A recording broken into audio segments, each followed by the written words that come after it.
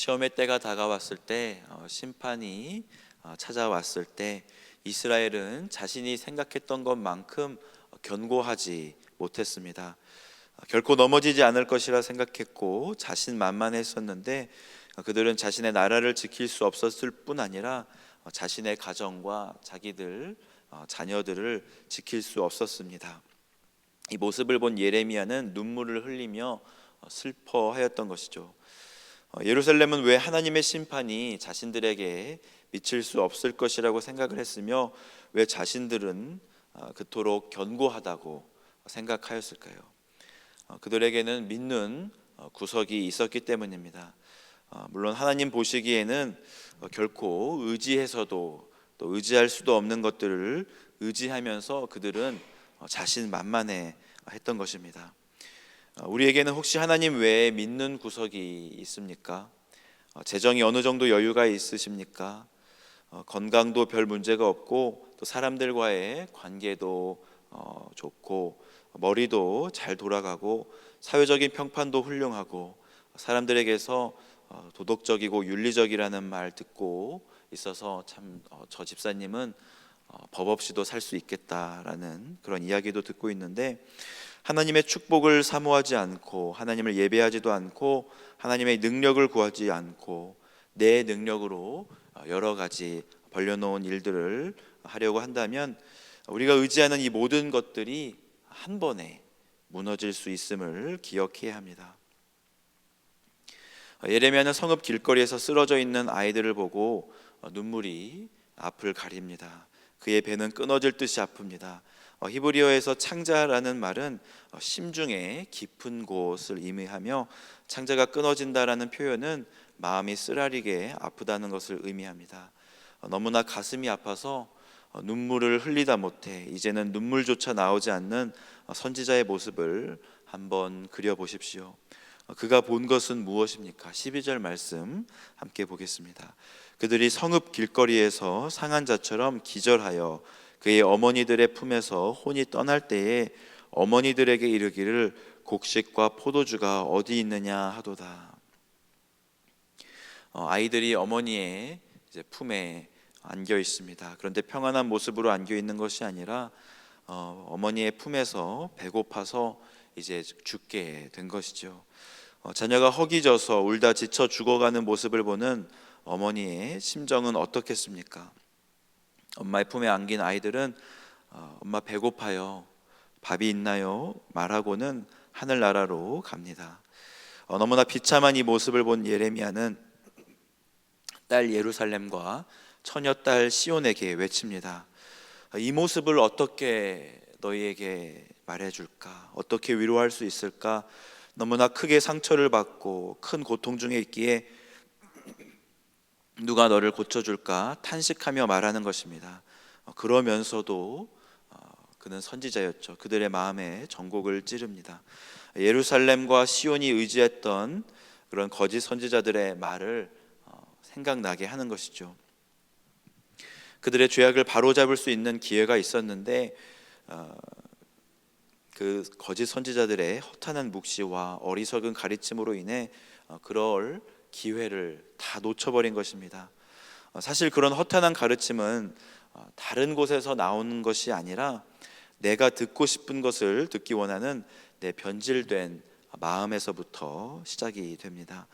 그것이 우상 숭배의 본질인 것이죠.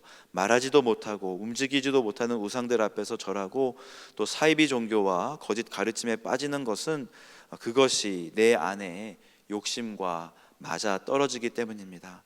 권세자들은 그런 알랑거리는 선지자들의 말을 듣고 기분이 좋습니다.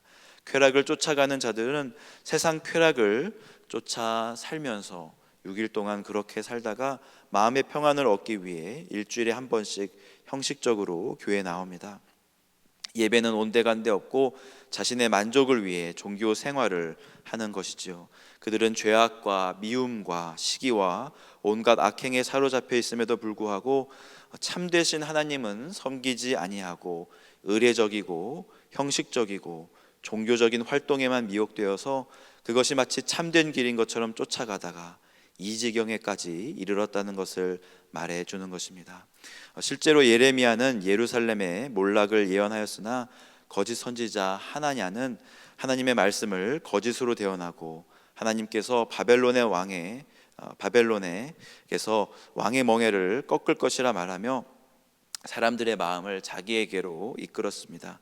하지만 그는 하나님의 말씀을 들은 적도 없고 사람들을 선동하려다가 하나님의 말씀대로 죽게 됩니다.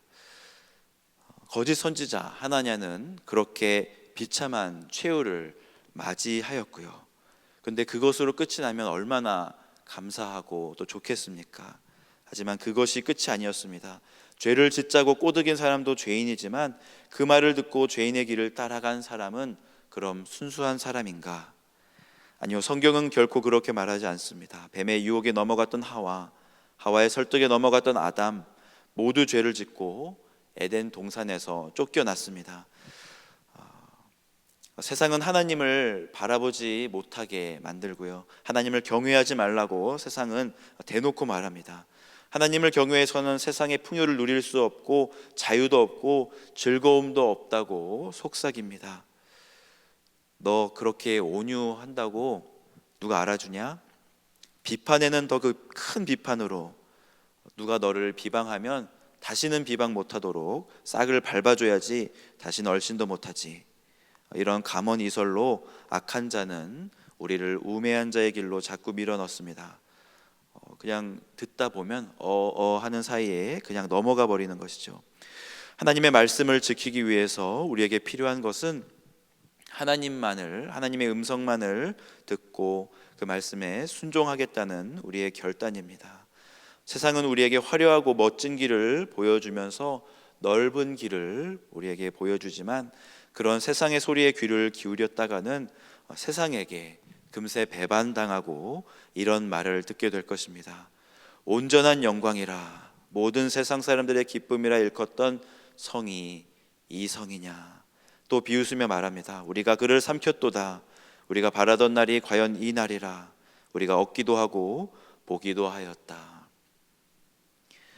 심판의 날이 호련히 찾아오지만 그래서 이것이 어찌 된 것인가 여기지만 이 심판을 주관하시는 분이 하나님임을 우리는 기억해야 합니다. 에레미야 2장 17절 말씀 함께 보겠습니다. 여호와께서 이미 정하신 일을 행하시고 옛날에 명령하신 말씀을 다 이루셨으며 긍휼히 여기지 아니하시고 무너뜨리사 원수가 너로 말미암아 즐거워하게 하며 내 대적자들의 뿔로 높이 들리게 하셨도다. 하나님은 경고 없이 진노를 내리지 않으시고 말씀 없이 세상을 심판하지 않으십니다. 우리의 삶에 혹은 우리가 살고 있는 이 땅을 향해서 하나님의 말씀이, 하나님의 심판이 선포되었습니까? 마지막 때에 무엇이 있다고 하나님 말씀하셨던가요?